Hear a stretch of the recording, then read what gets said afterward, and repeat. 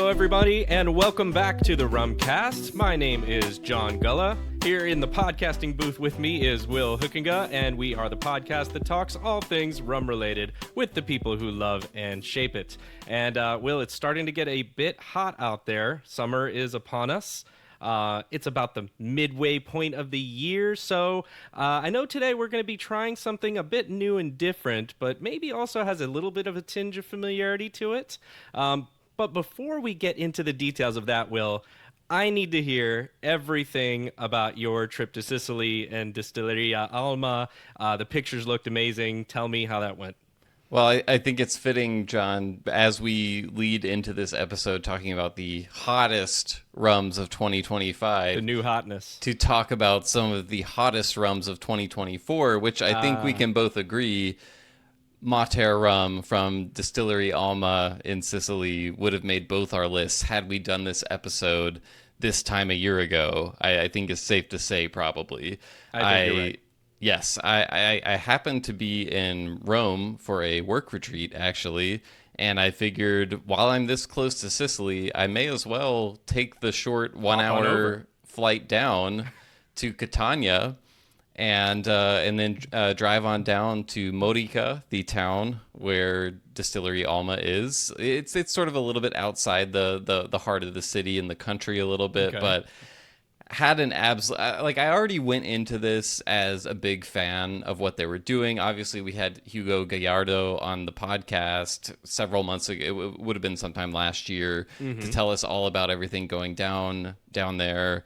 And so I was already a big fan. I tasted the rums. And if you're not familiar with Mater, this is a cane juice rum from Sicily. So there's a history of sugarcane production in Sicily, but it's a history that goes very far back and has not really been revived in a very long time. So Hugo and his team are growing sugarcane there in Sicily. It's actually a great climate for it.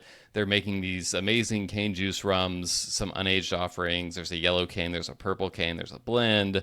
Yeah. And so I really got to go there and experience it all firsthand. And Hugo was the most amazing host. Drove an hour and a half to pick me up from the airport, drove me to Modica, showed me around, invited me into his home for an amazing meal that his wife Annalisa prepared. Incredibly indebted to them for their hospitality. And maybe the best part was actually getting to meet Alma, the distillery's namesake, their 5-year-old daughter, who was was a complete sweetheart. We had some amazing conversations, me trying to speak, the 5 words of Italian that I know with her. So, but most importantly, the rum, John, going to the distillery, getting to taste some of the aged rum that has not been released at all. Yeah. There's a number of casks there, a number of different types of ex-wine casks, which I think is very fitting. Yeah, given the proximity in Europe to so many great wineries out there. So, all I can say is I think there's a lot to look forward to for the rum community out there. And if you do happen to be in Sicily, I believe the distillery does do tours, so absolutely put it on your list. It's in like a completely just beautiful like postcard location. Like you're driving through all these little country roads and lining all the roads. There's these about waist high, old stone walls. You can see the Mediterranean right there. It's unbelievable. So heartily recommend if you are a rum enthusiast who likes to, visit distilleries, see rum locales around the world, Sicily should be on your list. And if you're not going to make it to Sicily, just keep an eye out for what's coming down the road from Distillery Alma, because I think there's a lot to be excited about. Yeah, the history of that place in Sicily and all of that is just amazing in and of itself. And then to have this really cool experience for a rum distillery and people that are as hospitable as you're saying that Hugo and his family were, it must have been really, really amazing. And I'm insanely, incredibly jealous of that. Only thing that would have made it better is if you had been there by my side. Thank you. That's very nice. Maybe we can take a trip back together. Yeah, it was great. Heartily recommend it. But with that said, we've got some 2025 rums to talk about, John. Can you just for the listeners, the viewers out there, we are posting this on YouTube as well if you're listening and would like to see us talking in real time and maybe sharing a few of the bottles that we're going to discuss.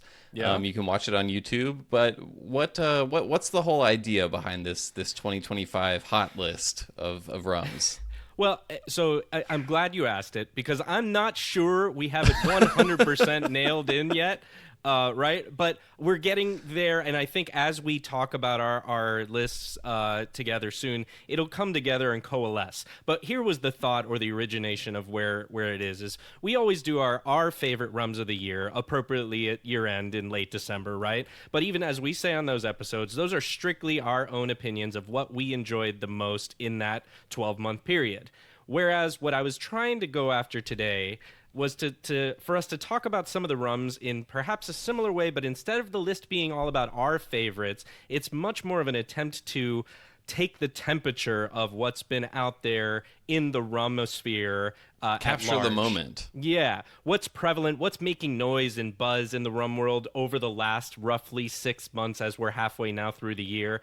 And then, some of these I haven't had a chance to experience yet. But I know that other people are throwing them out there a lot. Some I have, and I get to talk a little bit about. And I don't know if you are the same, and we don't know each other's lists yet, like usual. And I think the hardest part of all of this is we both ranked a list of 10, right?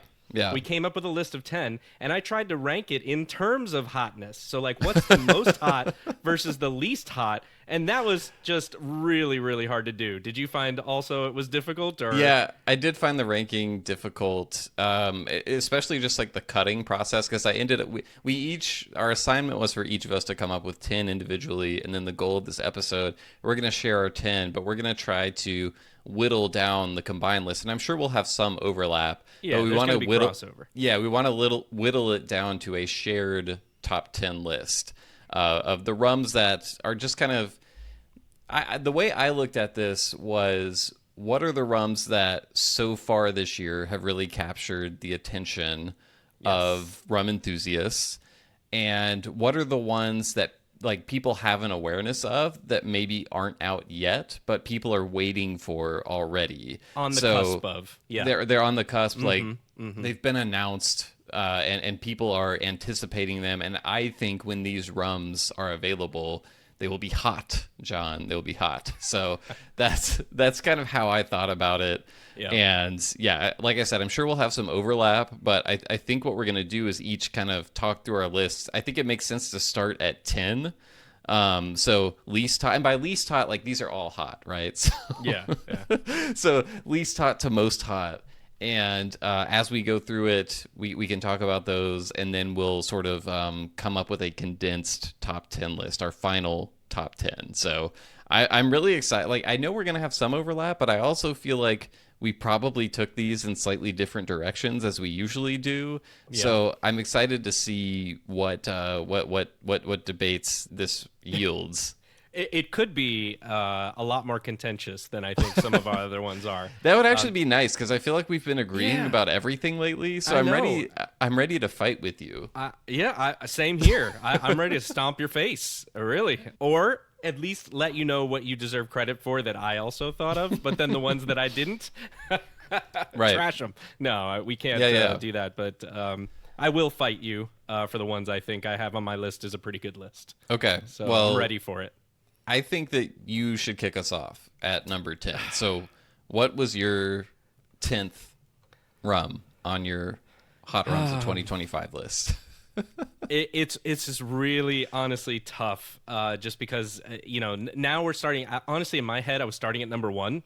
Actually, real quick, sorry to interrupt you. I also just want to say that, like, there's a lot of this is kind of a fun, silly idea, but I also think the goal is to come away with a list that, if you're listening, some of these rums you've probably heard of, but some you may be less familiar with. And so I think you can kind of use this episode as like, hey, what's kind of worth checking out right now that's new in the world of rum? So just wanted to get out there. There is a purpose. There's a method to the madness, I think, with this idea. And you'll let us know maybe after the episode what value is there in this, and what maybe could we add to it to bring even more value. So okay, let's go with 10 then. I was thinking I was going to start with number 1 for some reason. We got to build up. We got to build up to the hottest, John. Okay, fine. We can start with disagreements on number 10 here, because I feel like this is one you do not have on your list. I'm gonna guess our crossover is 5 out of 10. Believe it or not, 50%. That's a pretty good because guess. I think we're both pretty dialed in, and I think there's gonna be about that many we're gonna both recognize as being hot. So my number 10 is gonna be one I have yet to try, Will. And it's very recent in terms of the announcement that was just made. But my excitement for it is pretty high. Okay. Because I like this series. I think this is a really good series. And this is the latest edition in the series that is just now breaking. You have no idea what I'm talking about, do you? like a bunch of possibilities just ran across my mind, but I'm just preparing myself for anything. This is the new Holmes Key single origin release. It is the Réunion Island Rum Traditionnel. Traditionnel. Yes, single origin number 4. So it's the latest in their line. They've just recently announced it. It's a molasses-based rum, hence the Traditionnel, distilled in a stainless steel column still, tropically aged for 3 years in ex-cognac, and bottled at 46% ABV. $49.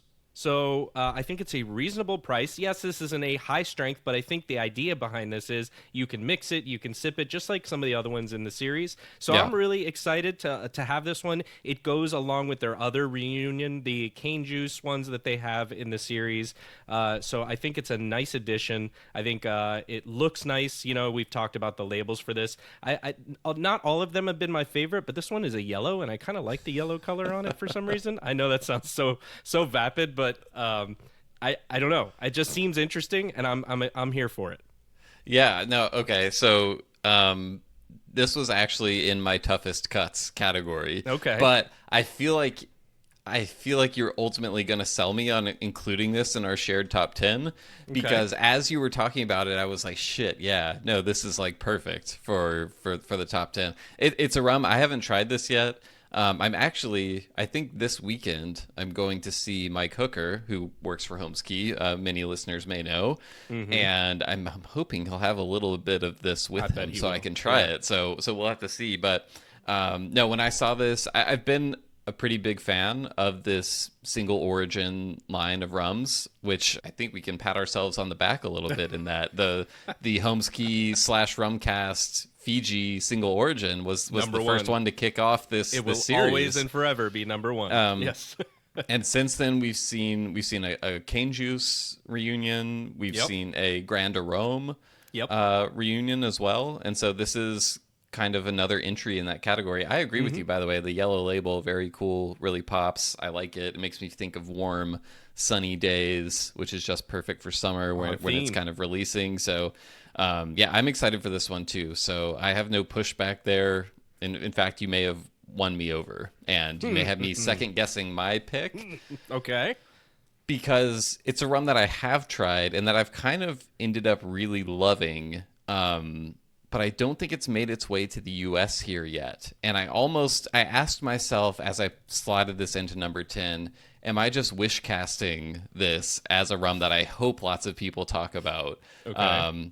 So I don't know. We'll see. But I'll go ahead and transition to that because I have the bottle right here. The nearly empty bottle, mind you, which you were with me when I purchased, which was the Black Tot Historic Solera rum. Okay.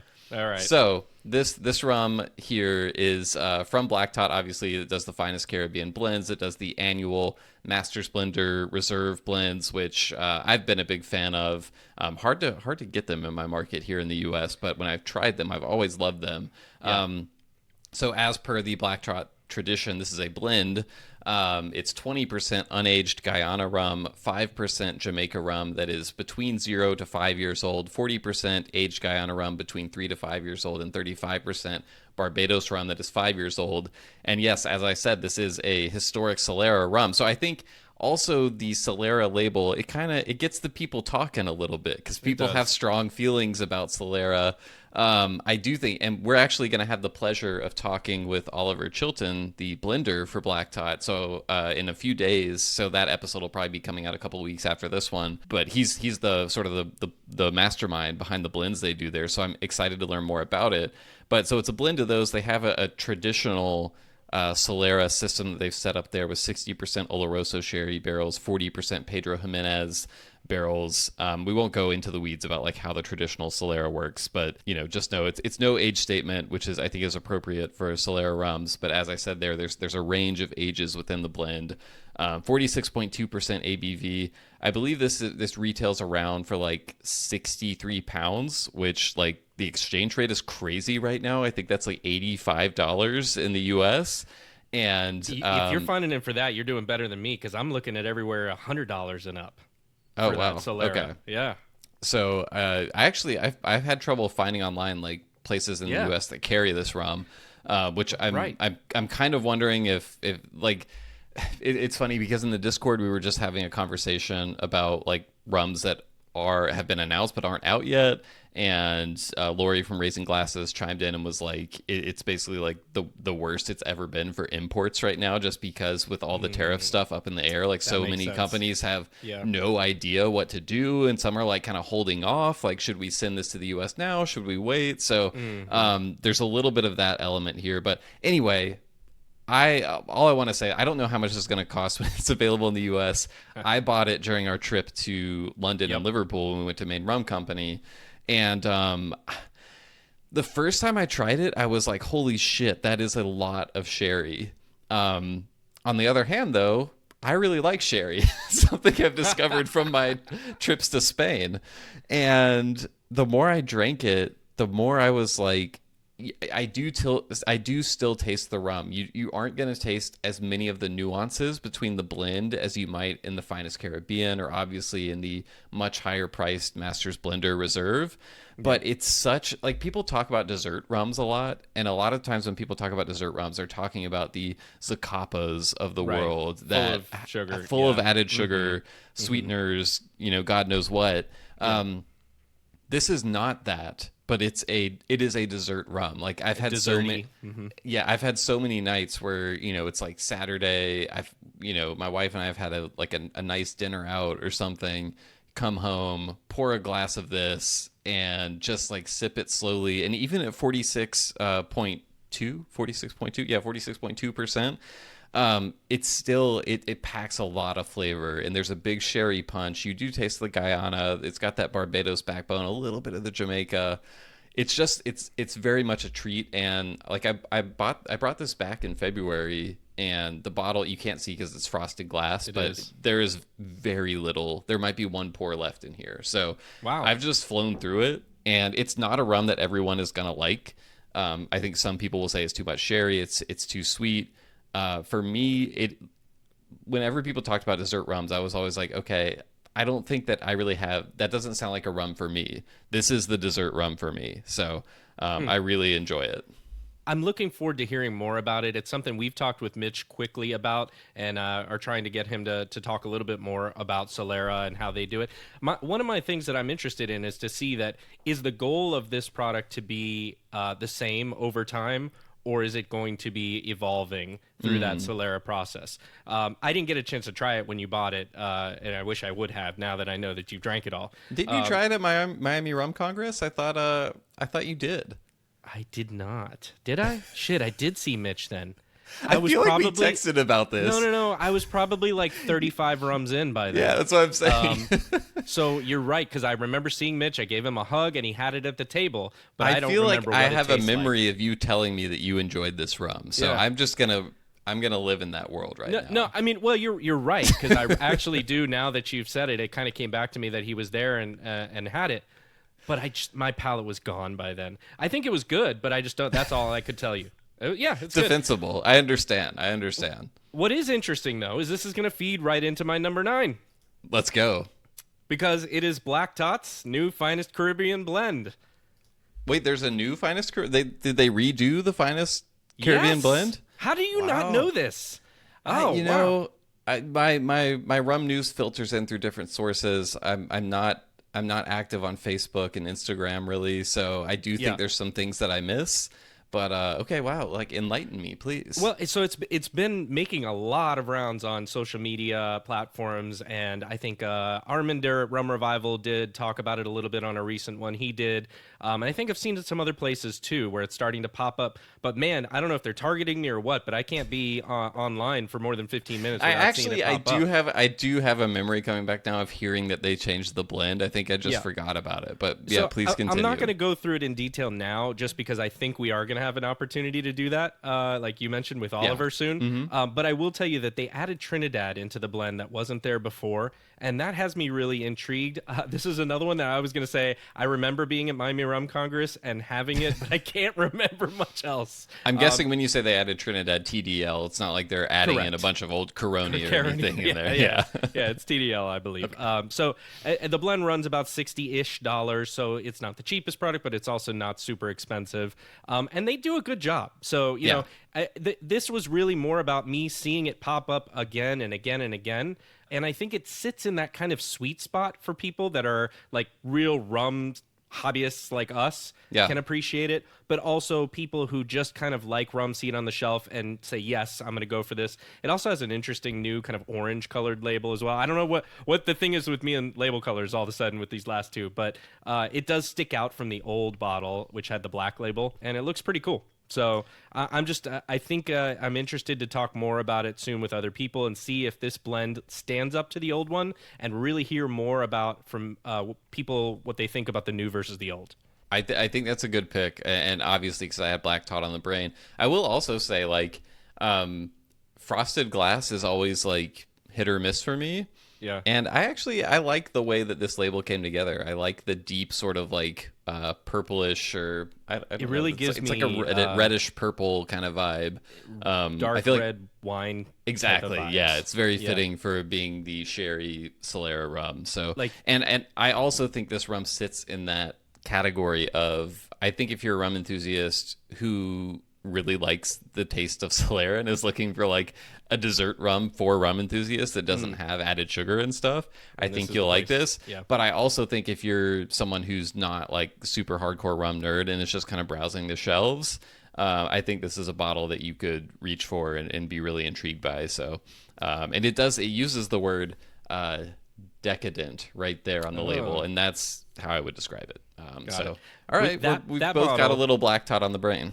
Yeah, I think you need to have somebody put that bottle away in a basement somewhere and let it become incredibly dusty and cobwebbed, and then like you pull it out in 20 years and it's that frosted old-looking label. It's just going to be phenomenal. Somebody's going to pay like $8 million for that in 100 years. This is a bottle that is made to be caked in dust. Exactly, that's what I'm saying. It's just going to add to the whole package here. They should sell it like that, actually.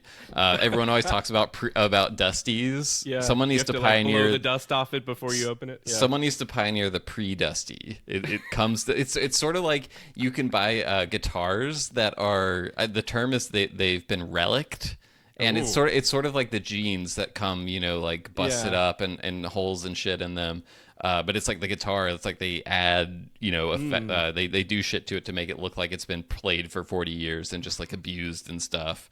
It's crazy to me that people pay extra for that. But Relic rum bottles. Relic rum bottles. Yep. That's a new Rumcast Innovation Lab. Yep. I think we can credit that idea to the Rumcast Innovation Lab. Okay. Okay, so my number 9. Freudian slip. I think I saw the word year on my notes here. It's not a 9-year rum. It's actually a 3-year rum, and this is something that is just on the cusp. The bottles are going out to reviewers and people like that right now. It may even be in stores, on its way to stores. I have not tried this yet, but I do know that you have a bottle, and I'm hoping that you've dipped into it. This is the Hamden 1753 release. You got it right there? You reached for... there it is. There's the bottle. Sure do. There we go. So it's your wonderful label there. My lighting is terrible. It. Yeah, I love the label. Yeah, your lighting is awful. It's not giving the label proper credit. So this is a new rum from Hamden, 3 years old, all ex-bourbon casks, all HLCF mark, so the Rumfire mark. Yep. 46% ABV. And I think I've only seen prices online for Europe right now, which are typically around like 60 euros. That's about $68 in the US. So I don't know exactly what it's going to retail for, but I would guess something in that neighborhood. And I think anytime Hampden adds a flagship rum to sort of its core range, it's just going to be hot, right? Rum enthusiasts love Hampden. Yep. Follow everything they do closely. I count myself in that pool of fandom. And I think it's an interesting release because it's joining a core range that also features the HLCF Classic. So that's the same mark, which is higher in proof. So this is the one that kind of replaced the old school Hampden Overproof. It became HLCF Classic. The red and orange label, 60% ABV. I think that bottle is 4 years old, although I'm not sure there's an actual age statement on it. So maybe that varies. That one retails around $88, and then you have the 8-year, which is the green label. That is also, I think that one is 46% as well, but 8-year, and is some of the lower ester marks. I can't remember if it's all OWH or a blend of the two lowest ester marks, and that one's around like 70 to 80. So my one question with this rum, and I'm eager to hear, I'm guessing you've at least tried a little bit now, and if you haven't, I'm going to force you to open it and try it here live on the pod. But the one question I have is, like, people are going to be talking about this rum and buying this rum and trying this rum regardless. But when I sort of look at that range, it's a little bit jumbled to me. Like you have two rums that are the same mark. One is 60% ABV, one is 46% ABV. There's a difference of approximately a year between the age of them. One is like around, we'll say $60 to $70. I don't know for sure. The other one is mid to upper 80s. And then you have the 8-year, which is almost around the same price point possibly as the 1753. So that's kind of my only question is, is the range getting a little bit jumbled? I think this is sort of intended to be the lower priced entry point into the range. Yep. I'm excited to try it regardless, and I'm going to buy a bottle regardless. But what are you tasting in it so far? And did this make your list, most importantly? Yes and no to that last question. So I'll tell you a little bit. First of all, let me just lead with this. Yeah. It's so fucking good. Oh, nice. Okay, that's what I was hoping for. Yeah. The 46% ABV, it's not going to bowl you over, but it's a session rum, as Ian Burrell had told us that one time. This is very sessionable. It's got a wonderful, really big nose for the 46 ABV, and I mean it's classic Hampden in every sense of what I would expect. Yeah. So it's it's got all the pot still characteristics and the high ester stuff there, although it's not super high, right? It's somewhere in the middle, I guess. Yeah, I think it's around 400 on the Gerhupelas range. Thank God for the Gerhupelas. So I mean, it jumps at you, and it's one of the most enjoyable Hampden releases for me in recent memory. Wow, high praise. Yeah, and there's one Hampden I'm going to talk about at some point later in our discussion. Okay. That I really want to talk more about this versus that one, but I don't want to give too much away. So I'm gonna stop right now and saying, it's a really good rum, and they know what they're doing with bringing this product out. Yeah, that I will tell you. So a question I have for you: if you are introducing someone to Hampden for the very first time, is this the rum you're reaching for? 100%. Not the 8-year. Nope. Okay. I'm going with this one.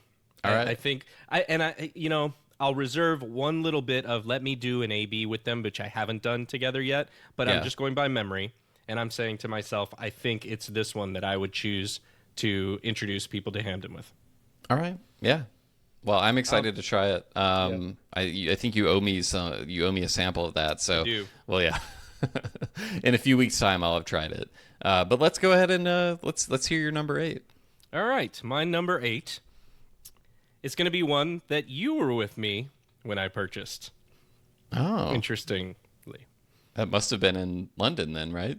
And it was. And this is the Dead Reckoning 83 Islands Vanuatu release. which was a barrel split between the UK Rum Club and the Florida Rum Society, which at the time I purchased, I was not aware of, believe it or not.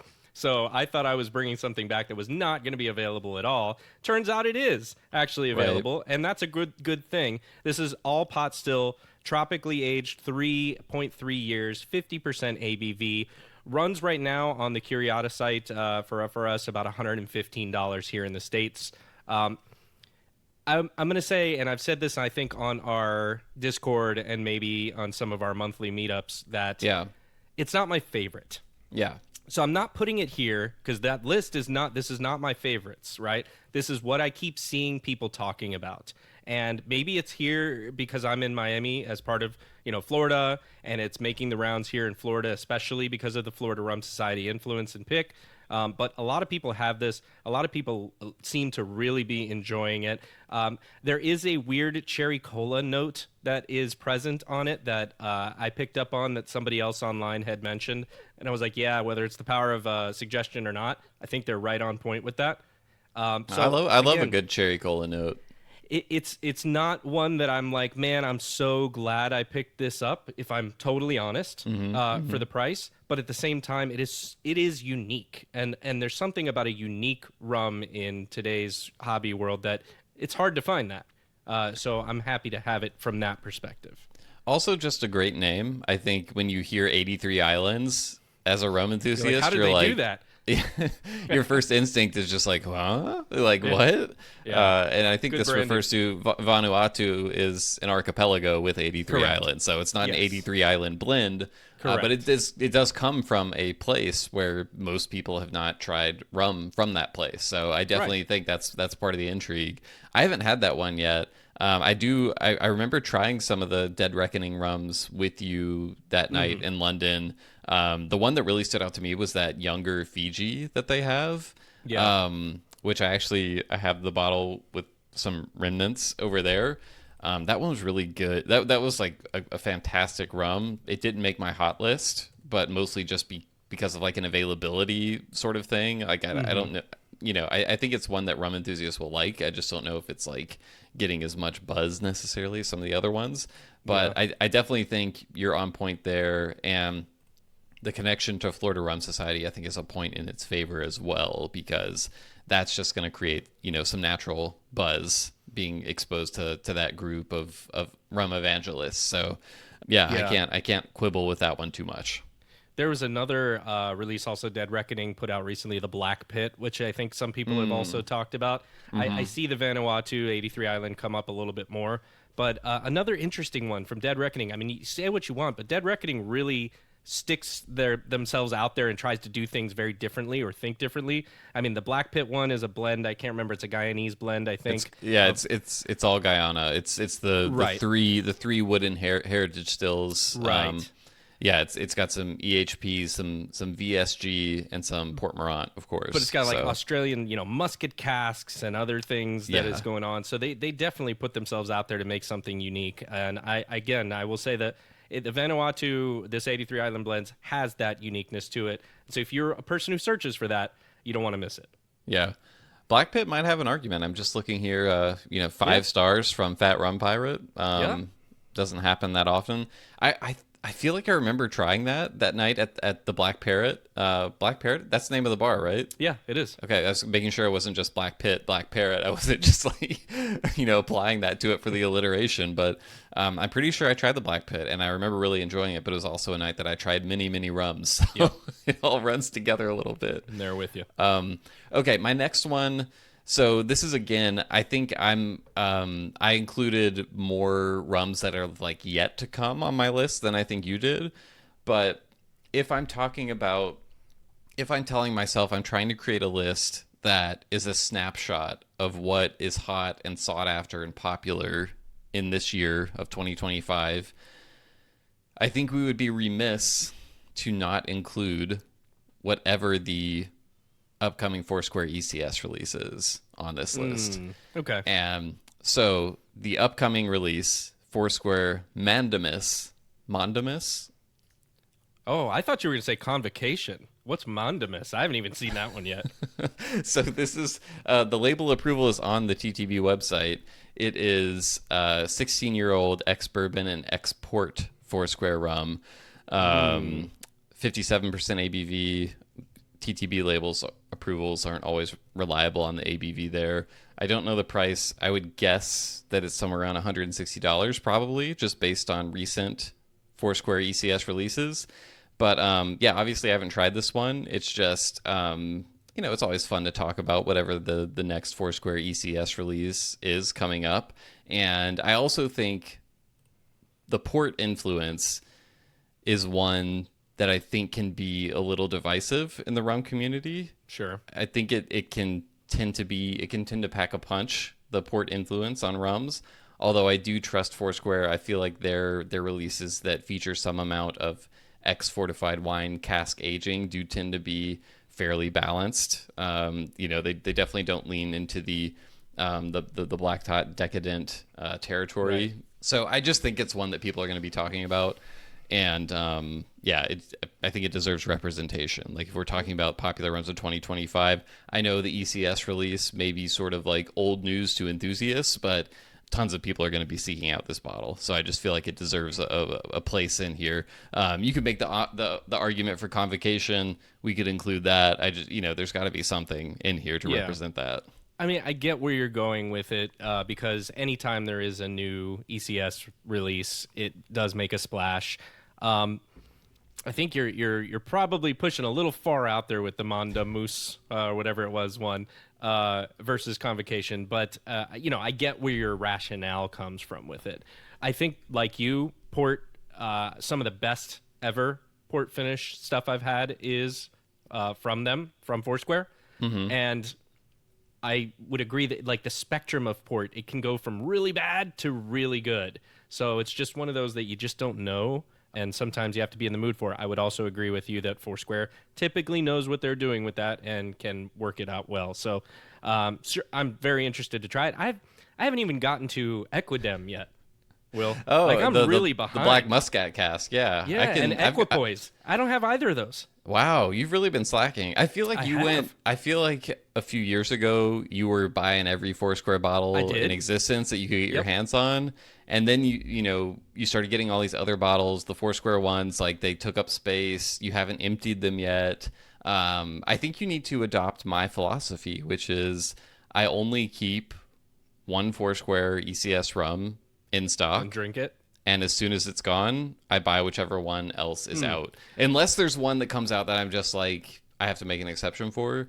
But I don't worry about getting them all. I try to at least try them all, Yeah. But I always want one in my bar. And on the note of Convocation, by the way, that one, so that one is ex-bourbon and ex-Madeira cask. Yeah. And I think it's 14 years old.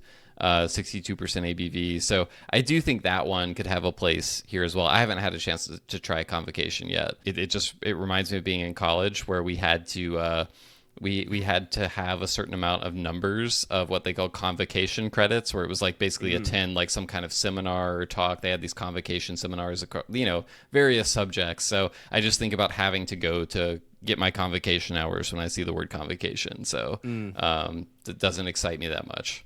Yeah. Although ex-Madeira Foursquare does excite really me good. because Yeah. I tend to love that. So I should probably seek out a bottle. Same here. And it's not, I don't want to give the impression that I'm not excited for either of those because I actually am. And I do think you're probably on point though. I feel like I hit my limit in my collection of the number of ECS bottles that I could hold. And although I do think that there are subtle good differences between all of them, that they do carry a very similar gene pool or vibe that makes it like, well, how many of these do I really need to have? Yeah. And so you're 100% on point that I just kind of started spreading out in different directions and have yet to get back to those and finish them. That said, I don't know if I could hold just one bottle of them. So here's what you need to do. Have yourself a Foursquare weekend, invite some people over, taste through all of them, compare the differences, crush some of those bottles, whatever you have left over, combine it all together into a Foursquare Infinity. Yeah. Yes. And then go out and buy whichever ECS rum is available. And there you go. Do you still have any of your Infinity blend left? Yeah, I do. Okay. My So that's Foursquare the Will Infinity blend. Infinitum is what I named it because it Okay. sounded like a Foursquare name. It does. Yeah. I will have to do that, and we'll have the John Infinitum and the Will Infinitum. We'll put them Let's head to do head. it. Okay. All right. So wait, we're at 8, right? Oh no. We're No, on to 7. Yeah. What's your 7? My number 7. No surprise here. I think in people that are paying attention to a lot of these releases that are going out, Raising Glasses recently put out quite a few rums, but their Full Circle 8 Nations blend is the one that I've seen doing a lot of work right now from different people. They have 2 versions of this. They have the full strength and the 110 proof, and these seem to be getting into a lot of conversations because not only are people sipping it, but they're also using it in cocktails, and it's just an interesting thing that I think that they've done, and they've perfected. This is the second time that they've done something like this, and this one I found to be really, really good, and also a great value. So $40 for the full proof in the 375 ml, or $50 for the 55% or 110 proof, $750. Yeah. And so there's a lot of value here with it as well. I think it's appropriately priced for what it is, and really does bring the heat, no pun intended. So that's why I put it here. I think it's one that I'm really excited for them to see kind of taking off a little bit. You know, it's they have a little bit of an extra hand in that one as opposed to the other ones that are just picks. They've now, John and Lori are putting a little bit more into this one of how they see that blend working out. So I think it's a good one, and I'm glad to see that people are talking about it. Yeah, that may. I've tried this blend, and it may just be a little bit of a blind spot to me that I'm not seeing as much of the buzz around it, but I trust you that the buzz is there. And I haven't really experimented with it in cocktails as well, so I feel like I haven't really had the chance to see that shine. I also don't trust myself to be able to like make cocktail rums shine, really, Yeah, I think when I was trying that one, I thought the concept was so cool. I had a hard time getting the influence of like all 7 or 8 or however many different origins were in there, which I don't think you like have to be able to taste every last thing in a blend for the blend to be successful, right? But yeah, I feel like I need an experienced bartender to make me a drink with that so I can really see it shine at its full potential. I think that's fair. I think the logic that I usually use with those are if it tastes good as a sipping experience, it will probably be really good in a cocktail. Now, that's probably a flawed way to look at it because I know that doesn't hold true in every case necessarily. But that's the way I usually would see it, especially since I have no skills making cocktails either. So that's usually what I go after with it. Yeah. Okay. So for my number 7, I'm going with a rum that I just have a sample of, but I know is out there. I just don't have a bottle yet, although I am planning to buy one, which is the Papaline High Ester Jamaica rum.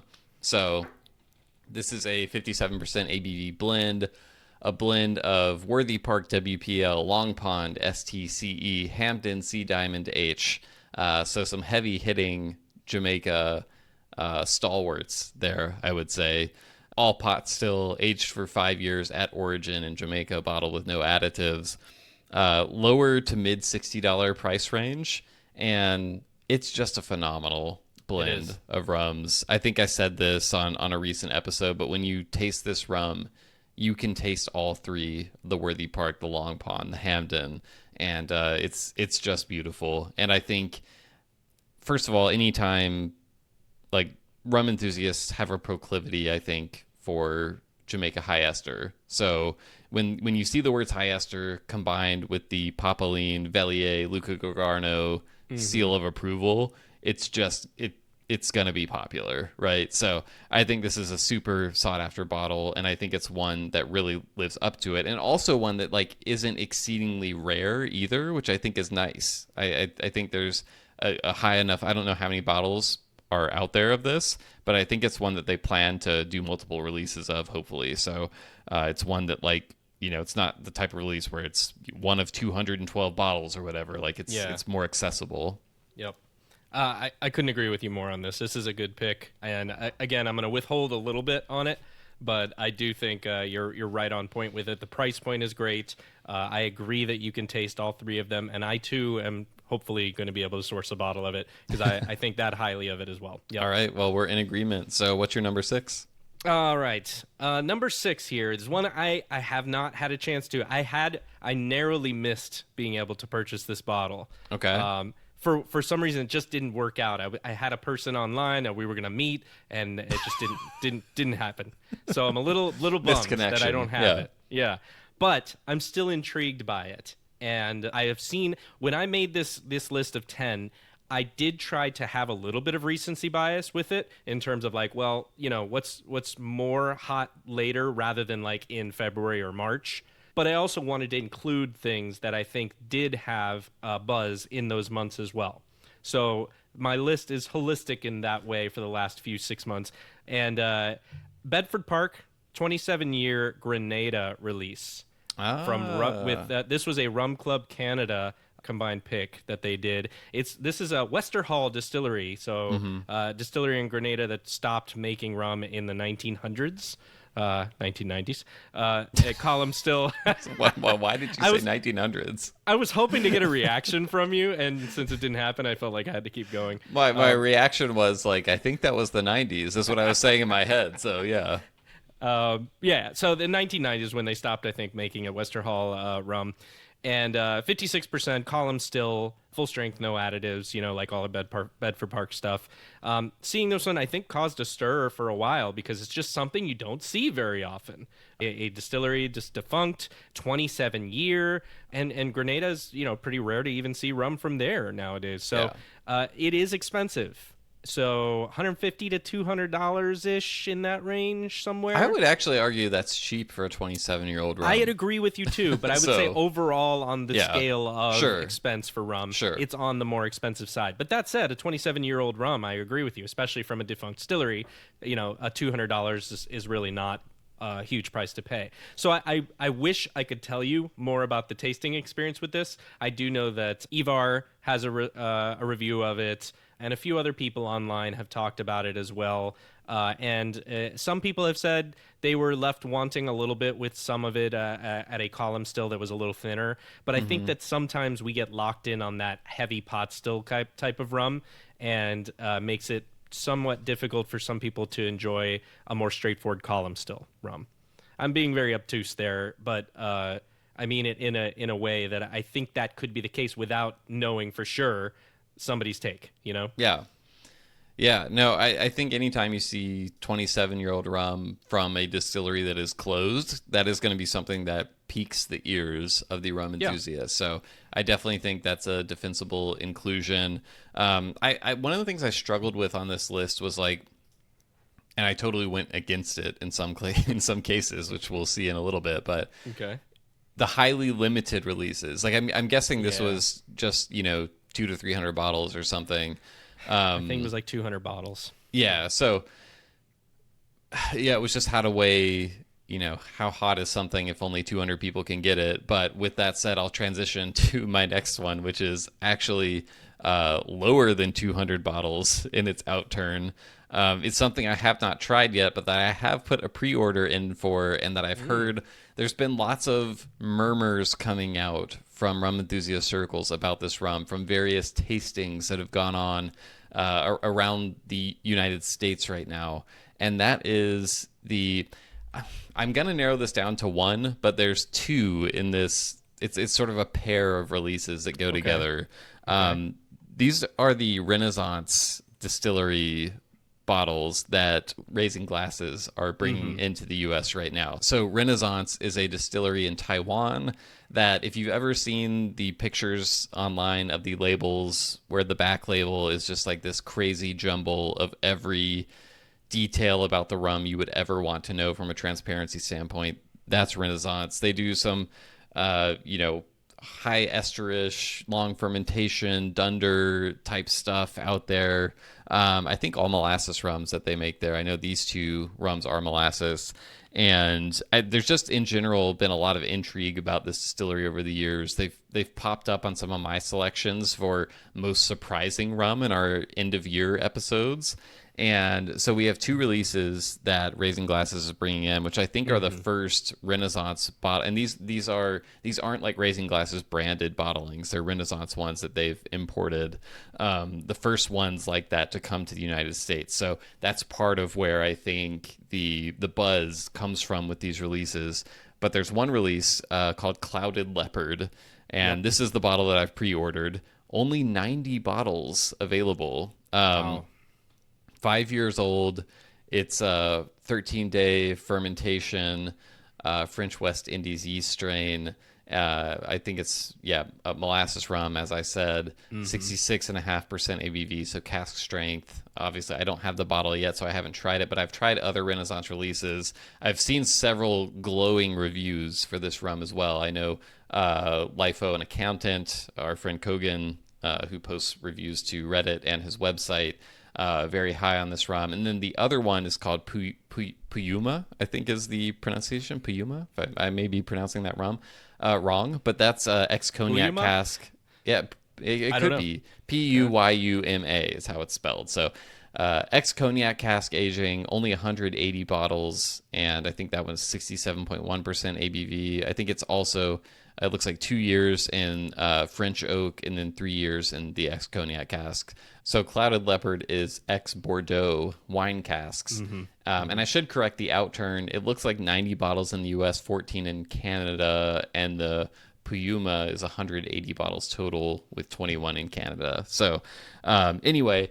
I just think this is a distillery that, like, there's been a lot of buzz about already over the years. And I think I know the Whiskey Exchange has done some exclusive bottlings and stuff, so it hasn't been as accessible in the U.S.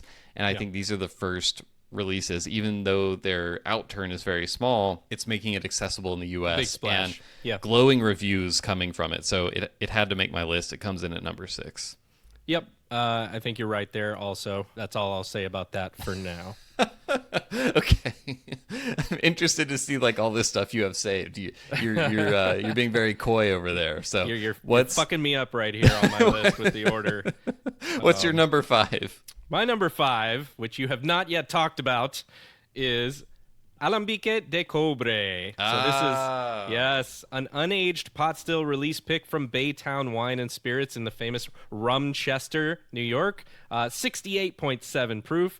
A real knockout of a rum. Have you tried this one yet, Will, as you're holding up the bottle there? John, yes, yeah. I have tried this one. I actually tried it shortly before this call, and it was one of my toughest cuts from my list, which for reasons that will soon be revealed, I don't want to get into it yet, but phenomenal rum. And also really fun tasting experience. Yes, it is. Tasting this next to the Cartier 30, which I think agree. would have undoubtedly topped the 2024 hottest rums list had we done it, but definitely made both of our year in reviews. I'll let you talk about it. Yeah, no, I agree with you. I mean, I have yet to A/B it with the Cartier. You got to do it. You got to do it. For like, I want to sit down with them. I've taken a swig of both, and I know that they are different.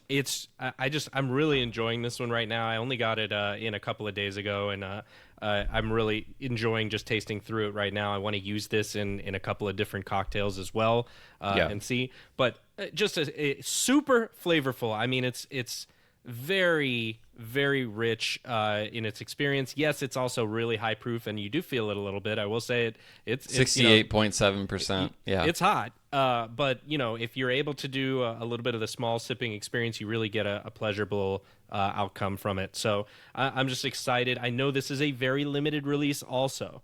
So $75 from Baytown if you can get it from them directly or online. I'm not sure where they ship to. But I mean, some people might say 75 is a bit high for an unaged product, but I will say that if I were to spend that type of money on it, this is the type of experience I want from it. Yeah, so it matches. I think you have to compare these rums, and I'm not just saying this because it's also a Mexican rum. I think there are other unaged rums like this out there.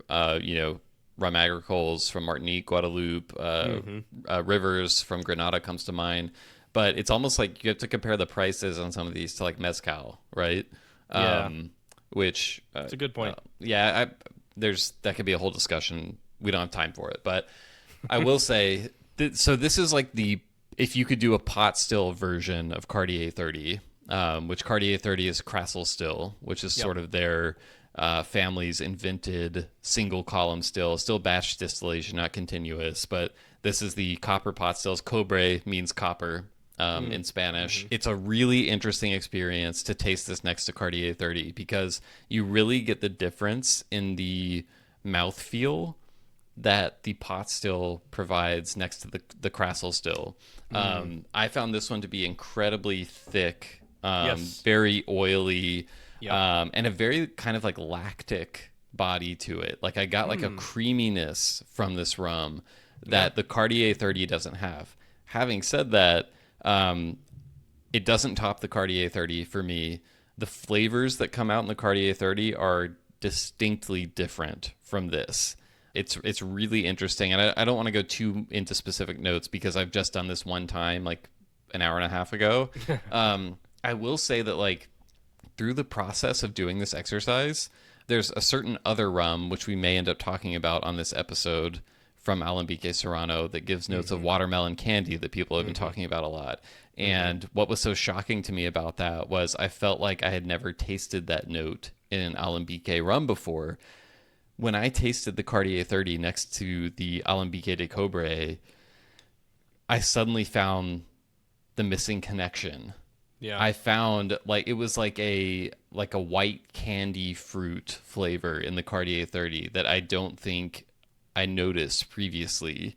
And I was like, I see the through line. I see that watermelon candy connection now. So yeah, it was one of my toughest cuts only because I'm including at least one other Alambique rum on my list, and I didn't want to overload too much. So, but this totally has an argument for being on the list for sure. Man, I will take you up on that challenge and do it next to the Cartier because I really like this one. I think this is I agree with you. The creaminess that comes there is really, really just kind of special. And I try not to use that word too often. Yeah, I need to spend more time with them. I will say, just tasting them side to side, I felt like there was more complexity in the Cartier 30, actually, which it just goes to show the whole column pot dynamic is we need more nuance in those discussions. Agreed. Because like Crassel still is technically a column still, but it's like not the same as the big industrial column stills and that sort of thing. So, okay. You're number 5, I think. Number 5.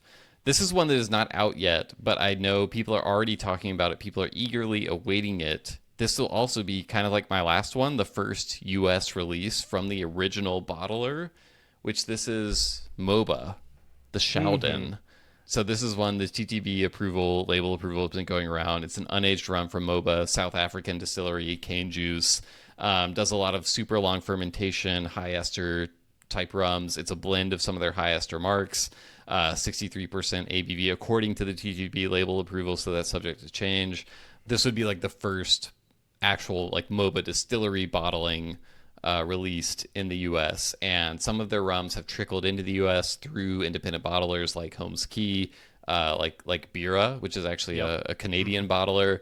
People go crazy for these rums. There are people who love them. There are people who don't love them so much, but I think the ones who love them outweigh the ones who don't like it as much by a lot. So I just think when this is available, people are going to go nuts for it. And I don't know when it's arriving, but I just want to put it on people's radar. It's one people are already talking about and something that I think is going to end up being really big. I think it's a good call. I feel like MOBA just kind of dropped off the face of the rum earth for like 2 years. Yeah, we kind of like got some IB releases from them, and then which I think is kind of, you know, that can be the nature sometimes of these newer places that are small scale. You know, they have to allocate it to certain markets, and I know they were in Europe before they were in the US, so there's only so many casks to go around. Yeah.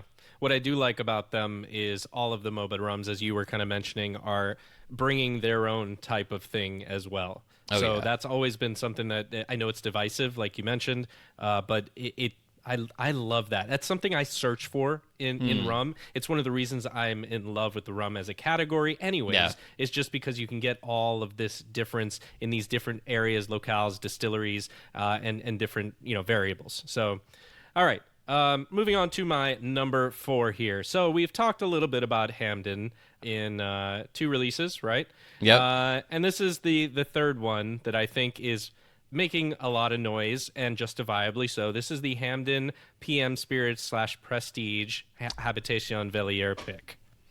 Oh, interesting. You mean this rum right here? I mean that exact one. So this is a one-off blend from our friends at PM Spirits, bringing together Prestige Ledroit. Thank you, bringing together 10 rare casks of rum from arguably the world's greatest distiller, as they say, Hamden. I don't know. I think some people might take umbrage with that, but that's how they bill it. And we have to agree, I think you and I definitely agree, that Hamden is certainly one of the world's greatest rum distillers on a short list. It's in the call. It's in the conversation for sure. Yeah. This is a blend of LFCH marks, L Rock marks, and Diamond H, all aged, blended in different proportions on the island, tropically aged and bottled at 60% ABV. So, Will, how much have you had an experience with this one so far? So I think we each got like the little samples of this one in advance. Yes. I want to say at the end of 2024, there was a little bit of delay in this coming to market.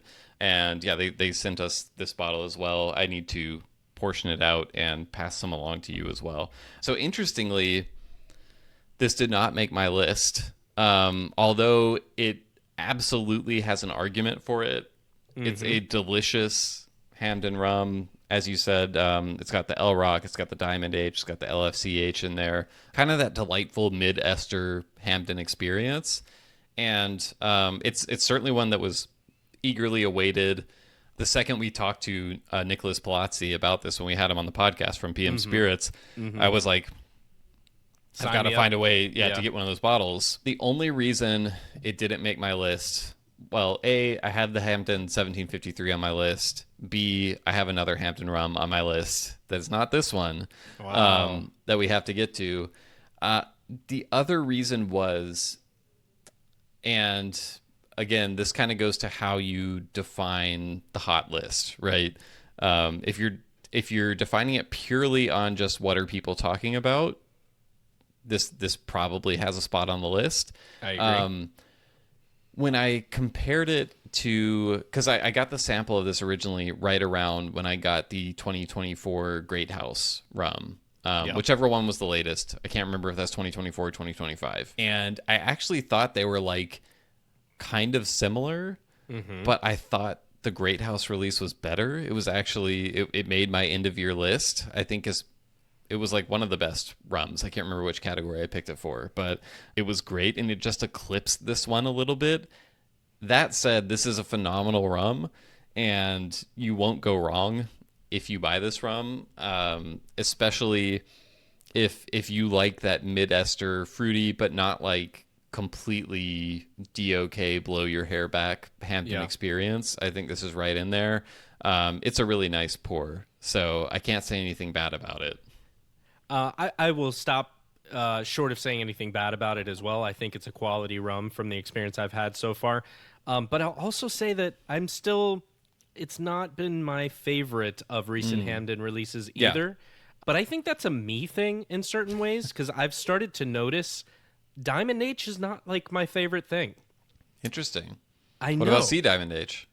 So I have to go back into my notes and see, but I've had a few Diamond H specific releases. I think one was Down Island, and then one was a Holmes Key. I have to double check and see, but I've started to notice that for some reason Diamond H doesn't really jive with me as well as some of their other marks do. So like, for instance, we talked about the 1753 and how much I'm enjoying that one. Really like it. And that one was the HLCF, I think we said? Yes. The 1753 is the HLCF mark, right? Yes. Yeah, the Rum Fire mark. Right. And L Rocks I've had before that I really enjoy. But when you start to get up into the Diamond H and the C Diamond H's, I'm having a harder time with them. Interesting. Yeah. I will say, so this blend, if you look at the the description on the back of the bottle. It's a 10 cask blend, as you said. They actually give the cask breakdown. Oh, that's cool. And so it's 5 casks of LFCH aged 2 years, 4 casks of L Rock aged 3 years, and 1 cask of the Diamond H aged 5 years. But it's all up in there, man. However, yeah, Diamond H is significantly higher, ester level than the other 2 rums, so it's definitely going to make its presence known. So yeah. But again, like you said, the idea behind this list was much less of what am I enjoying personally right now and what am I seeing people out there excited about or enjoying, and I think that this belongs on that list, as you said. And like you, $120 for this one, I think is still money well spent. I think it's a really quality offering. I think that's a fair price. And again, this just goes back to age almost being irrelevant in pricing discussions because, again, this is a blend of 3 rums. Some are only aged 2 years. Some are only aged 3 years. Actually, the smallest component of it, the 1 cask, is aged 5 years. But it's a great rum, and it's really approachable, too, if you're someone who is accustomed to drinking 60% ABV spirits. So it's really nice. And, I mean, I know we've argued about this, but still don't love the bottle. I'm such a sucker for the packaging. I still don't. I absolutely love it. Yeah. The amount of label on there versus the amount of bottle is a little much. You could cover the entire thing in label, and I'd just be all over it. It's beautiful. Work of art. I know I'm in the minority. Work of art. All right, my number 4 is one that we have both tried, but it's on its way to the U.S. It's on its way, John, but it's caught up in some of those importing issues. And I think when this hits, I think it's going to hit. I think people are really going to be after this one. This is the Bristol Classic Rum DOK 2009 release. That's a good call. Okay. So you and I tried this when what was the name of that bar that we went to? Rum Tavern in London. Rum Tavern? Rum Tavern with an H. Yeah, yes. RHUM. Simon from Bristol Spirits met us there and regaled us with tales of Bristol Spirits and some of these casks. And we tried some amazing stuff, some super old Caroni casks, some delightful Guyana casks. But the one that really has stayed with me was this DOK cask because it had something about it that I had never experienced before and that I was really curious to try. And I don't know that everyone will agree with me about this. In fact, I think a lot of people will disagree with me about this, but it was getting to try I think 12-year, because this was distilled in 2009, but actually on the label, the bottling date says 2021. So I guess they've just been sitting on this for a few years. I don't know, but so I think it's either 12 or 11-year-old rum, aged in ex-bourbon barrels, but bottled at 47.5% ABV. John Barrett special. Mm-hmm. He has a point of view.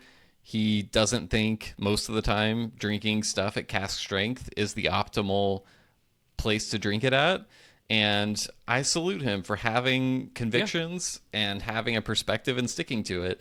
But I was excited to try this because, as we know, DOK is the most intense commercially available mark that Hamden has to offer. And every time I tasted it, it was always at super high strength. And when you combine the intensity of flavor in this rum with the intensity of ABV, it's an experience. And I've had rums like that I love, but it's always like, okay, I want a little bit of this, and then I'm good. I'm going to be tasting this after I brush my teeth the next day. So I was really interested to see what being proofed down to 47.5% brought out in this rum, and it was an amazing experience. That sticks out in my head of all the rums I've tried this year. That's right up there at the very top. I felt like I was getting to taste all the complexity of DOK, but in a friendlier package where it was less punching me in the face and more being like, okay. And it was still intense. Like, don't get me wrong. This is still not this isn't, baby's first Hamden that you're going to be trying people on. It's still an advanced rum. it still jumps out of the glass and fills the room when you're pouring it. But I absolutely loved it. It felt like controlled chaos to me. And I just think when this is available, people are really going to seek it out. It's interesting that you say that, because I do agree with you. I thought it was a really fun DOK to drink that, well, fun's maybe the wrong word. It was really good, well crafted, well curated, right? And that's what's nice about it. It's almost as if, like, if you really like I don't know, lions, right? If you really like lions, and I'm going somewhere with this. Big fan, yeah. And I throw you into a cage with 5 lions that is 20 feet by 20 feet. You're gonna get a lot of lion in there. I don't like them that much, yeah. But you may want to see them on a safari, right? In the open savannah where you're, 100 feet from them or 200 feet. You see, and you appreciate them in that way much more. So that's what I think you're saying. I love about this analogy. DOK. Yeah, it's a way of experiencing the lions without jumping into the lion pit. And then eating your face. Exactly. Exactly. Right. Yeah. You get to drink the rum instead of it drinking you, which can be the DOK experience sometimes. Yeah. I just like, I haven't seen another DOK release like this. They're typically all cask strength, and just the amount of years on it too, the 12 years or 11 years, whatever it is. It's a beautiful pour. So again, maybe I'm getting a little chicken before the egg in terms of hype, but I just think when this one comes out and more people, I know Arminder did a video on this for Rum Revival, and I think he was a little torn on it, but also I think he's also not a huge fan of DOK, and I think this was kind of more acceptable for him. I'm paraphrasing a little bit here, and I watched it, like weeks ago, so don't quote me on that, but if it doesn't have the buzz, I'm trying to create a little more buzz for it, because I just want more people to try it so I can talk about it with other people. It's not the purpose of this list, Will. We want people to rein you in. We want people to look out for what's coming down the pike to get excited about. So okay, we'll move on. Hit me with your number 3. We're into the top 3 territory now. Top 3. My number 3 is the one I'm cheating on the most, I guess, a little bit. And if you force me to, I will go ahead and pick it. It's Roaming Road's new series of releases that they just put out, which I think are really making the rounds with a lot of people online, reviewers, samples going out to people and trying them. It seems like that's another one that I can't go a day without seeing some reference to it right now. I think the Belize is probably the one I'm seeing most right now. That's an 18-year. It was really good. Well, that's the 17-year was the prior. This is the new one. Oh, there's a new one. Okay, yes. So the one we tasted was the 17-year? I think, yes. Okay. I'm pretty sure about that. And this one's now the 18-year Belize. I know it's their second of the 2 offerings for Belize. So this goes along with the Spain release that they now have out. That's a 17-year Spain. Yeah. They have a Thailand and a Mauritius, and then there's others, El Salvador, Dominican Republic. They put out quite a few different rums here. But the ones I'm keying on are the 17-year Spain, for me, is the one I'm hyped about the most. It's just, you don't see that often from a distillery in Spain. We talked about this recently. $140, but it is a 17-year rum, no additives, more higher strength. There's the 11-year Thailand and the Mauritius finished in cognac casks that I think are also pretty interesting. And I'm really keen to hopefully get to try some of these pretty soon. I haven't seen them yet or been able to interact with them. But again, I'm seeing a lot, especially West Coast. I've seen Brian Inman has tried all of these already, the Rum Champion, and a couple people on the West Coast that I've also seen as well. I know he has his big event coming up now in the next few weeks, and I think they're going to be there as well. So I would be really surprised if we don't continue to see, with as many releases as he's putting out. I mean, he's really going after it. This is Mike Gilmore from Roaming Road. Yeah. He's really pushing into the market with a lot of these really good releases. You and I both liked the first round of releases quite a bit that he did, and I'm excited to have these also be around for people. Yeah. So wait, is your pick the Spain release, or is it the Belize? So I think from the hotness point of view, I think it's the Belize, which is $160, the 18-year Belize. I think this is the one we tried, by the way. I don't. Have there been two? There's only one listed on the website. You sure?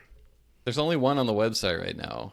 Well, that's because the other one might be sold out. It is sold out, 17-year. Oh shit, you're totally right. Yeah, we tried the 17-year, which we really liked. Yeah, okay. So there's an 18-year now. I haven't had the 18-year bet yet, but I'm gonna hope it is as good as that 17-year was, which made my best of year list last year. So it's that one. Plus, I'm shoehorning in the 17-year Spain, just because I want to. Like you said, you're trying to make things happen, and I'm trying to make them happen too. So, all right, I love it. Yeah, I love it. Let's make more things happen. By the way, I feel like we've had 0 overlap so far, which is kind of crazy. Way not as much as I had thought. Yeah. Okay. Which means we've got a bigger fight at the end of this, right? Yeah, I guess so. Yeah, let's put a pin in that for now. Okay. So my number 3 is going back to Hamden, and it is Hamden the Maverick, which I'm sure that you have heard rumblings about. Yes. I have not been able to try this yet. It's another one of these Hamden distillery exclusive releases, but is also available in select markets. Is it? Because I haven't seen it outside of Jamaica. No, it is. I know Curiata had some. I think it's been in some markets in Europe as well.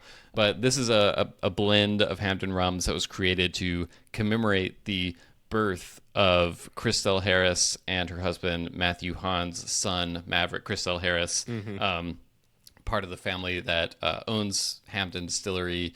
She's held a prominent role in Hamden over the years. Has done a lot of stuff for them. We had her on the podcast a few years ago. Great interview. And the Maverick. So this is named after their son. 50% HGML 2018, 40% LFCH 2020, and 10% C Diamond H 2021. I have not had a chance to try this yet, but there's 2 types of people I've talked about. There's the people who want to try the Maverick, and there's the people who have tried the Maverick and say it's fucking amazing. So that's why I had to save a very high spot on my list for it. I just think it's one that everyone wants to try. And there was it's kind of a twin release. There was a New Beginnings one that was actually released to commemorate Christelle and Matthew's wedding. Yeah. So we got marriage, we've got the birth of a child, very family oriented, very good vibes here.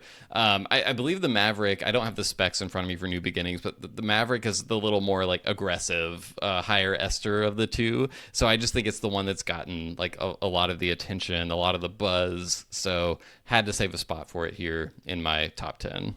Yeah. I'm waiting for their second son, Goose, and their third son, Iceman. I was waiting for the Top Gun, the Top Gun jugs to pour in. Based on the people I know who have tried this, Mike Hooker is one of them, who works for Holmes Key, who is one of the most, I feel like calling him unforgiving makes him sound mean, but I just feel like he's a very honest taster, and he had very high praise for that release. So he's in the bag for Hamden, though, right? Isn't it like one of his? I mean, Hamden is his favorite. But I mean, for example, like he was saying that one is way better than the the PM Spirits Prestige that's fair. release that I'm holding up now. I get that. So okay.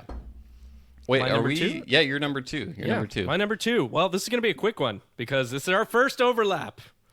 My number 2 is the Renaissance Clouded Leopard / Puyuma. Really? Puyuma. Yes. Wait, have you tried these? I have not. No. Okay. But my list is purely being based on, as you mentioned, for all the reasons you kind of mentioned before, which I won't echo again, just save us a little time. But it's making a big splash for all, it's a smaller release. They're very expensive, as you mentioned, $225, $250 in that range, maybe a little bit more. But it's historic in the sense of these are the first time it's coming over and released in the U.S. It's well-liked rum. The rums I've had from Renaissance so far, I haven't been a huge fan of yet. Yeah. So I would love to have somebody change my mind with these, but I think that's a common sentiment, by the way, too. Like I know when I was reading Kogan, LIFO and Accountant on Reddit, his review of both the rums, he had very positive reviews of, and I think he had some kind of comment that was like, these are like by far the best Renaissance that I've like, huge improvement over the ones that I've tasted before. Apologies to Kogan, I'm paraphrasing, so hopefully I'm not putting words in your mouth, but yeah. And also I think Ivar and Rum Revelations did go through a few Renaissance, and he said similar things about the Clouded Leopard sticking out to him as one of the better releases from Renaissance, in his opinion. Again, largely paraphrasing what I remember from his article. But yeah, so I won't spend much more time on it, and we can keep going because I do want to fight you for the rest of the order of the list here and what makes it. So on to your number 2. Okay, so my number 2 needs no introduction. I feel like I've been fanboying over it for weeks on end now. It is the... Oh, there it is. You've got your bottle. Alambique Serrano Pico Canoa. This is the watermelon candy rum that I referred to earlier. Although I will say, I poured myself a neat pour of this, sipping it now. I think that label is a little unfair. There's more to it than just the watermelon candy note. It's not a one-note rum. It's just a very prominent, unique note in this rum. This is a blend of Crassel still rums, aged 25 months in new French oak, and then finished 4 months in ex-red wine casks, and then also pot still rum, aged 28 months in new French oak, and finished 3 months in ex-red wine casks, 57.7% ABV, 574 bottles, cane juice, from our friends in Oaxaca at the Crassel Distillery, Alambique Serrano. I don't know what more there is to say about this one. It's divisive. Our friend Mike Hooker, who we were just talking about, was just telling me how much he hates John and this Lori rum. from Raising John Glasses. And Lori from Raising Glasses, not fans. Yeah.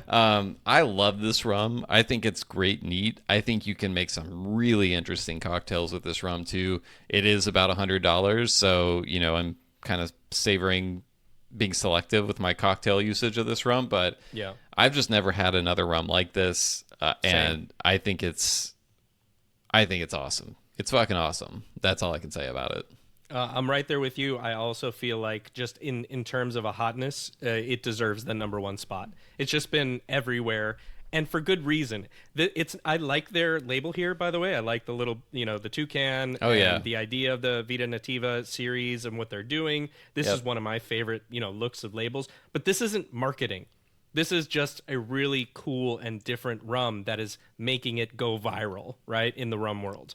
Yeah, I will say, there's definitely marketing going on that makes it appealing, but it's not because of that it's going viral. That's what I meant to say. Yeah. Right? Yes. So, from that perspective, it absolutely deserves the spot number 1 on the hotness list right now because it is really just being talked about everywhere in the rum world. And even if people hate it, you're still talking about it. Yeah, exactly. So, for that reason, we synced up at the number 1 spot. That was my number 2. Oh, shit. Well, that was my number 1, but I come next anyway, so it doesn't matter. So my number 2 was synced up with one of yours, the Renaissance, and my number 1 is your number 2. So what is your number 1? So my number 1, actually, this was penciled in as my number 1 for a long time. Okay. But I think part of me was like, we've talked about this one enough, so I need more build-up for the number 1. So maybe this just deserves to be number 1. But my number 1, I do think it's one that people are very eagerly awaiting, and that is going to be hugely talked about, and is going to have more than 574 bottles out there. That is the El Dorado High Ester Series PM/DHE rum. So this is the second in El Dorado's High Ester series. The previous one was the LBI, Le Bon Intention /DHE release. So they have their Diamond High Ester still, double retort pot still. It does this super high ester rum. I don't know many, if any, people who have tasted it on its own. Maybe Matt Petrick has. I can't remember. But it's supposed to be the super high ester rum they just use for blending purposes. And this series is kind of our first peek at that. The LBI/DHE was like people, the huge fans of that rum last year. You and I were both underwhelmed by it. Yeah. Saw it as kind of a middle of the road release from El Dorado, but the PM DHE in place of the Le Bon Intention mark, which is a column still mark, we have, of course, PM Port Morant, the double wooden pot still, legendary rum mark, blending with the DHE mark, 10 years old, according to the TTB label approval, 51.7% ABV. So even though I was underwhelmed by the previous one, even I am eagerly awaiting this because I just want to see, like, is there a version of this DHE blend where I feel like it's bringing something different to the table? Because that was my main critique, was like, I don't really see the DHE in this release, the previous one. That could just be my simpleton palate, or I don't know. But I'm excited for this one. We actually had the chance when we were in the main rum warehouse in Liverpool. We spotted a cask that said PM/DHE, and we were like, holy shit. It wasn't earmarked as one of the casks for us to try, but we were like, Andy, can we, come on, you got to let us try Make this happen. It was a sherry cask. Right. And the sherry influence was so crazy dominant that I have no idea what PM/DHE tastes like. It was just crazy sherry bomb. So I still don't know what this blend tastes like. I'd love to try it. And I think there's a ton of people who loved the first entry in this series who are going to be eagerly seeking out this one. I don't know like what the status of this is coming to the U.S. I've heard some rumblings that like the tariff stuff has them kind of like playing wait and see. So yeah. I actually don't even know if it's going to arrive here in the U.S., but like this year, I presume it will eventually. Mm-hmm. But I just think it's one that is going to be talked about anywhere and everywhere once it hits our shores. I mean, like you said, because of the broader distribution that El Dorado can do, even for a limited release like this or whatever, off name release. But yeah, I mean, I don't have the hype that you have for it just because of the previous experience. Maybe it'll be better, maybe it'll be good, but I'm kind of like in a wait and see mode with it. I mean, I'm kind of the same way, but I'm more projecting the hype because I feel like the previous one got so much hype from the rum community. Like, yeah. I think you and I were definitely in the minority with that release. I think most people loved it. Some people had it as like their rum of the year, best El Dorado they've ever tasted. So, and then you add Port Morant into the equation for this one. I mean, like, I don't know. Maybe the most legendary mark in all of rum.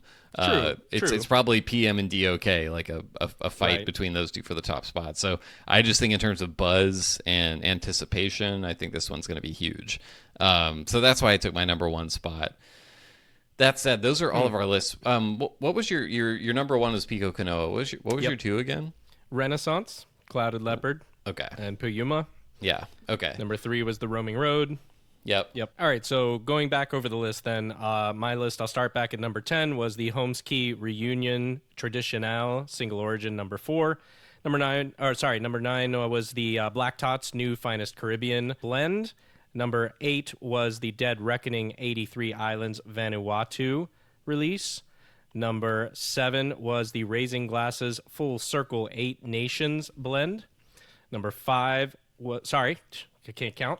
Number 6 was the Bedford Park 27-year Grenada release from Westerhall. The Westerhall. Number 5 was Alambique de Cobre, the unaged pot still release from Baytown. Number 4, Hamden PM Spirits and Prestige Ledroit Habitation Velier bottling. Number 3, Roaming Road. We'll go with the 18-year Belize, but also the 17-year Spain. And number 2, Renaissance Clouded Leopard. Number 1, the Pico Canoa. Okay, and to run through mine, at number 10 we had the Black Tot Historic Solera. At number 9 we had the Hamden 1753.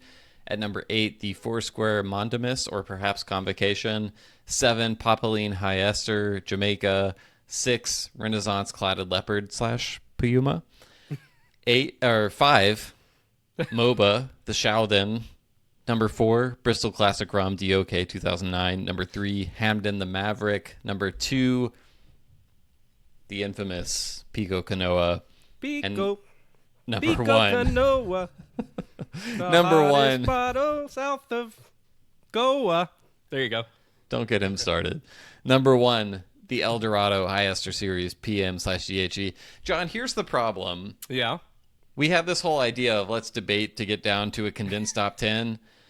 The problem is I have no issue with any of your top 10. I'm kind of thinking the same. I Yeah. feel like it's a fruitless effort to try to combine them, and I almost feel like there should just be a top 20 anyway. So, like, there's a lot of great rum out there. Let's just celebrate both of our top 10 lists and let's not fight about it. What do you say? Truce? Yeah, I mean the only I would call truce on it because I like you. I don't really have any huge issues with anything you picked on your list.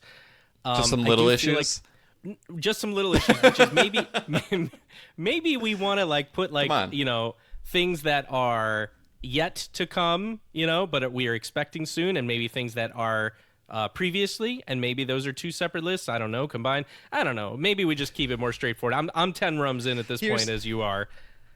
It's what to look for now and what to look forward to for the rest of the year. Yeah, it's kind of how I'm thinking about it. So I think our two lists capture that together. I don't want to fight. There's enough conflict in the world. Let's not bring it into this 2025 hot list episode. Sounds good. Okay. All right. We'll fight next time. I do want to hear from everyone out there. Are there any rums we overlooked? I mean, that's 20 rums, actually a little bit more because we slid some extra ones in there. Yeah. But what did we not talk about that we should have? Okay, shit. We didn't run through our almost toughest cuts. Yeah. Okay. Yeah. Okay. I had a few. I did too. Another Alambique, the Alambique 3 Años, which is kind of like their first consistently available rum coming out. Años. Or the Cañamazo, or the Perro de Agua. All the other Vida those are being talked about right now. Yes. Yeah. I also there are a bunch of Colors of Rum releases coming to the U.S. Saw those. Yep. I think those are going to be a big deal. The ones I would look at in particular, there's some very old Guyana rums that are coming. Very pricey. We're talking 200, 300, 400 in some cases. But I do think the opportunity to get those for the U.S. market is going to make them popular. They also have a very interesting, it's a young, I can't remember the amount of years, but there's a young DOK aged in Oloroso sherry from Colors of Rum that I think is only like, let me see, $115 online SRP for that one when it comes out. Yeah, it's pretty young, so it didn't spend a ton of time in Oloroso, but I think that one's going to come up on a lot of people's radars. So, Grander Cane Harvest was another one I had penciled in as something that I think people are talking about. The only ones because I had a lot of yours that I actually made your list on my short list as well. Yeah. But a couple we didn't mention, the St. James Cour de Chauffe. Yeah. That is one I'm really looking forward to that will finally get here in the United States soon. The Vellier 9 Leaves releases are still kind of being talked about, but they're so limited that I think the impact, and they're expensive, that less people are kind of talking about them. You mentioned the Grander Cane Harvest, which I do think the Rum et al. Stuff, I know she doesn't have a wide distribution yet, but I know it's being talked about a lot. So that was another one I had. Yeah. So that kind of rounds it out. I think we're in agreement. Well, if there are any rums we missed, any placements on our list that you disagree with, let us know. Send us an email, host@rumcast.com. That's HOST@rumcast.com. Or you can send us a direct message or a comment on social media. John, where can they find us? At the Rumcast, Facebook, Twitter, Instagram, or Threads, and you'll see us post our new episodes there, as well as cool adventures like Will going to Sicily and some of the pictures that you get to see from his experience there. Yep. Beautiful pictures. Just, Amazing. Look at it, soak it all in, and then book your flight to Sicily. It's incredible. Yep. All right, John, I think that does it for this episode. We're coming back soon with some great interviews, some more updates on our Rumcast Cask project. The big update, maybe. The big update, the reveal of what this rum is. But yeah, we're kind of in the messy middle of this project, so I think there's a lot of updates we can give people, but all that to look forward to. Plenty more to look forward to in this year of 2025. This is sort of a nice intermezzo of the year, as it were. So anyway, until next time, cheers everyone. Cheers.